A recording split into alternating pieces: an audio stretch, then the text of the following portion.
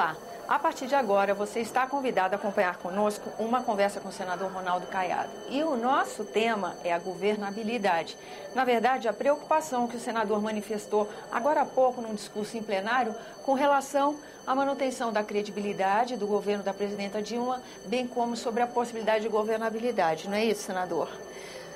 A conversa começa a partir de uma pesquisa feita pelo IBOPE da avaliação do governo da presidente Dilma, não é isso? Eu acho que nós estamos diante de um quadro, tá certo, que está muito bem diagnosticado, né? A pesquisa IBOPE, como também o Datafolha, vem demonstrando que nós estamos diante de uma situação que o Brasil jamais conviveu, né? E o IBOPE mesmo diz que desde a redemocratização nunca atingiu um grau de rejeição da presidente da República quanto ao atual. Então isso mostra que ela tem uma rejeição de 68%, e tem uma aprovação de 9%.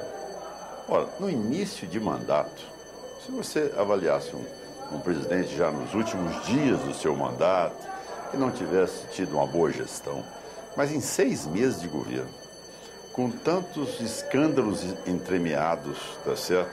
De denúncias também de má gestão, de estelionato eleitoral, de inflação, de desemprego, ao mesmo tempo, tá certo, de desencanto de todo o povo brasileiro, é lógico que isso diz o quê? Ora, se a presidente tem 68% da população que diz eu não acredito nela, eu não recebo aquilo que ela propõe como ajuste fiscal, algo correto, porque não fui eu que endividei o país, não fui eu que pratiquei essas irresponsabilidades, tanto na Petrobras, Eletrobras, com BNDES, com fundos de pensão, e não é justo que a pessoa agora, presidente da República, que escondeu tudo do povo brasileiro, agora vem e diga, olha, a minha dívida agora é alta, eu vou enfiar a mão no bolso de vocês vão ter que pagar. Então, isso criou um verdadeiro bloqueio entre a presidente da República e o povo. A hora que ela vai para a televisão, o povo vai para o panelaço. Quando ela vai se pronunciar, o povo tapa os ouvidos. Rejeita. Então, o que nós estamos vendo é isso. Olha, como você vai conviver com uma situação dessa 3 anos e meio a mais?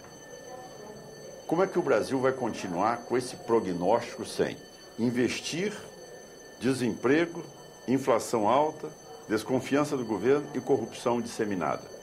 Então, é fundamental, é isso que eu tenho dito, não é nada de ordem pessoal e nem política partidária. Agora é uma política de governabilidade.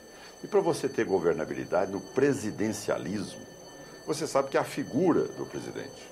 Não é? Quando você tem o parlamentarismo, o primeiro-ministro, você derrubou o primeiro-ministro, o Congresso vai, elege novo primeiro-ministro, ou senão convoca-se novas eleições. Sim. Resolve em 2 minutos, não tem nenhum problema. No presidencialismo, não. Quando falta a credibilidade do presidente da República, você, de uma certa maneira, você desmorona toda a estrutura de governo, porque é a coluna vertebral, é a que sustenta o processo. Então não adianta ministros falarem, não adianta você tentar criar qualquer outro gesto ou manifestação, que aquilo não recupera, junto à população brasileira, a credibilidade que é fundamental no presidencialismo. Senador, fazendo essa comparação entre presidencialismo e parlamentarismo, nós estamos aqui no meio de uma discussão sobre reforma política. O senhor acha que diante de um exemplo tão concreto que o país está vivendo, há de se questionar de novo o sistema? Será que a população, será que a sociedade, o Congresso Nacional vão fazer essa reflexão diante desses fatos, por exemplo? Bom, eu tenho que reconhecer que minha formação sempre foi presidencialista. Tá? Mas eu, também como médico e como cirurgião que sou, eu já mudei muitas práticas cirúrgicas porque existem outras que são melhores. Mas a cultura da população brasileira é o presidencialismo. Foi feito um plebiscito na Constituinte de 88 e prevaleceu, né, o presidencialismo no Brasil.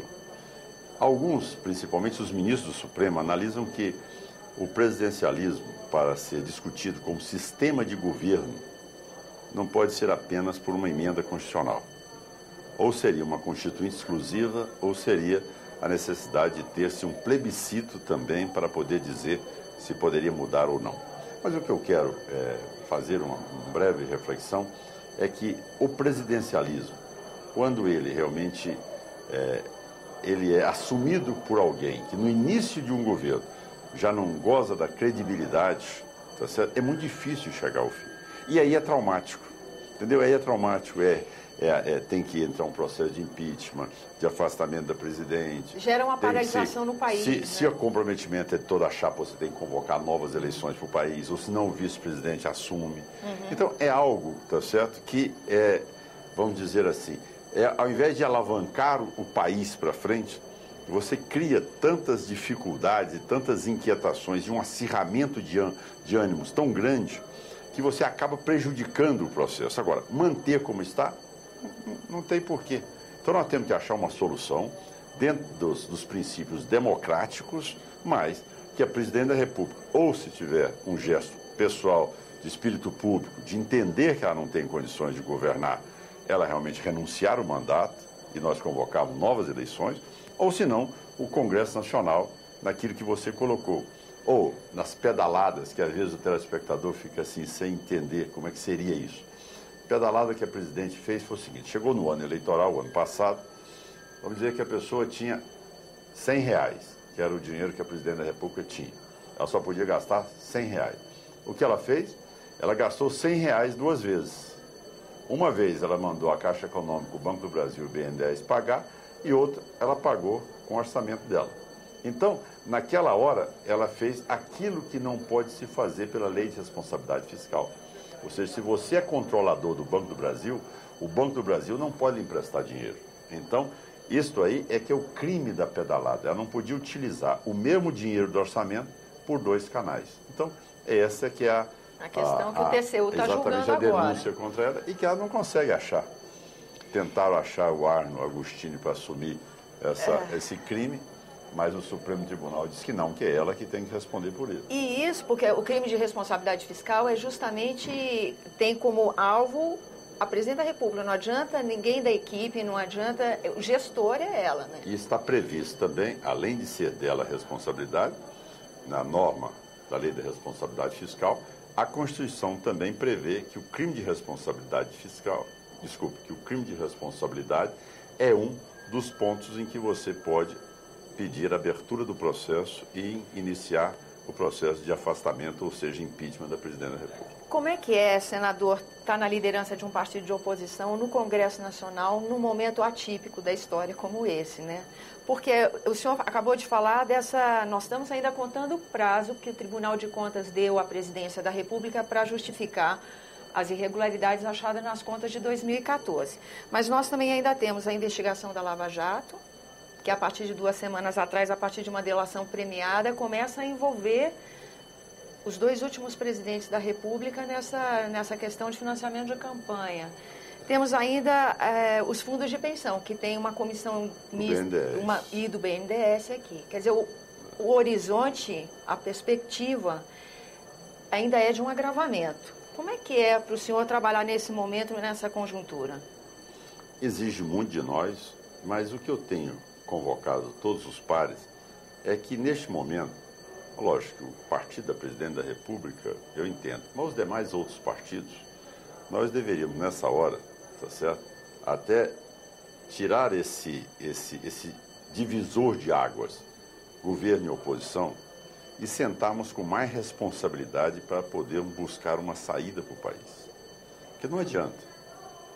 Mesmo da base do governo já viu, como na votação de ontem, que você deve ter transmitido sobre os servidores do Poder Judiciário, até a própria base do governo votou contra o presidente da República. Foi por unanimidade. No final, até o PT aderiu àquilo que o líder do governo, o senador do PT, o Delcídio Amaral, encaminhou, e a base do governo, ou seja, ele é um general sem exército, não tem base, a presidente da República não tem base junto à população, não tem base junto ao povo, junto ao Congresso Nacional.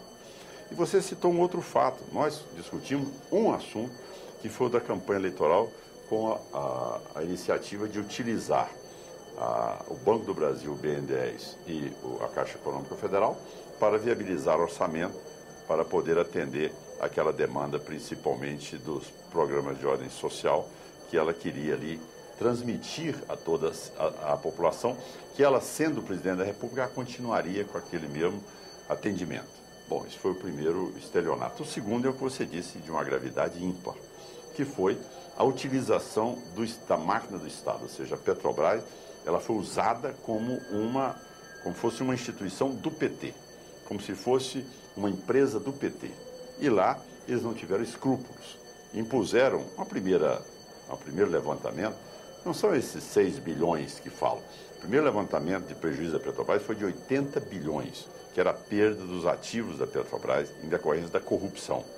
E daí as coisas foram chegando, até que veio o que você disse, a denúncia que mostra que, infelizmente, isso para constrangimento de todos nós brasileiros, esse assunto partiu de dentro do Palácio do Planalto. Ou seja, aqueles empresários eram, de uma certa maneira, extorquidos para, ao terem o contrato, chegava lá, o tesoureiro do partido dizia, olha, para você ter mantido o seu contrato e os seus aditivos, você é obrigado a pagar um pichuleco de 3% para nós.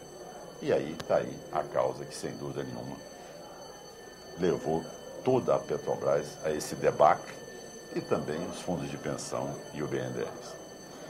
Então a expectativa é crime. Aí é Caixa 2, aí a matéria está no Tribunal Superior Eleitoral, também para ser julgado, aí cairá toda a chapa e nós teremos também uma antecipação das eleições.